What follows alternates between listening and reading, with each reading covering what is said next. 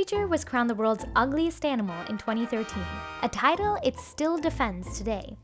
On land, he's got a body like Jello and a big old frown. But drop this fellow 9,200 feet below sea level, and the water holds up all that flab like a push-up bra, making the fish a little more handsome.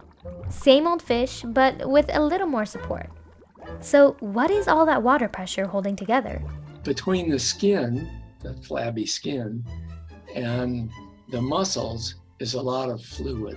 This is David Stein, a deep sea fish biologist who was lucky enough to dissect 19 blobfishes in the 1970s.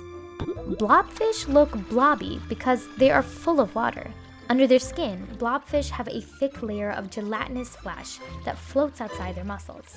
If you pick up a blobfish by the tail, then it kind of flows to the head. This water-filled jello-like layer allows the blobfish to stay somewhat buoyant, which is important because blobfishes don't have a swim bladder. And fishes that have swim bladders are able to adjust their buoyancy. They can secrete gas into the swim bladder or remove it. A fish that lives on the bottom doesn't need to be able to maintain its buoyancy. So the jello layer isn't a perfect substitute, but the blobfish doesn't need to be a strong swimmer. The predator has a highly specialized hunting strategy that's perfect for the rocky barrens of the deep sea. It just sits there and waits for dinner to come by. If all you do is sit, you don't need much under your skin.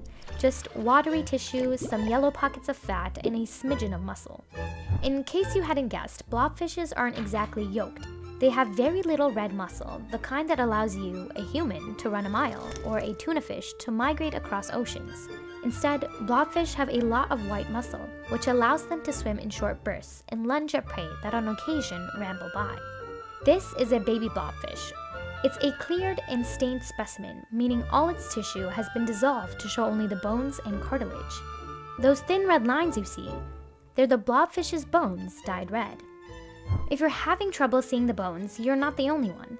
Blobfish have poorly ossified skeletons, meaning they're thinner and more fragile than the bones of most shallow water fish. This is another handy deep sea adaptation, as it takes a lot of precious energy to build strong bones. But the blobfish saves its energy to develop what might be the most important bone in its body, its jaws, which also happen to be the reason it looks so gloomy. The fish needs enormous jaws so it can snap up any prey that passes by and swallow it whole, maybe even smacking its blubbery lips as it eats. And that brings us to its stomach. If you're the kind of creature that eats anything that swims by, some surprising things can wind up in your stomach. Stein found a wide range of foods and not foods in the blobfish he dissected. Fish, sea pens, brittle stars, hermit crabs, an anemone, a plastic bag, and also lots of rocks. Their stomach contents kind of bear out the fact that they're probably not too bright. He also found octopus beaks, the cephalopod's hard, indigestible jaws.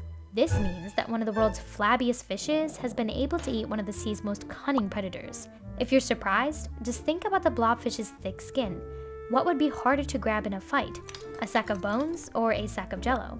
Stein suspects it might be the latter. If the skin is loose, perhaps the suckers can't really get a good grip on it. Stein found sucker marks across the blobfish's body, a hint that the fish might have been in some deep-sea fights.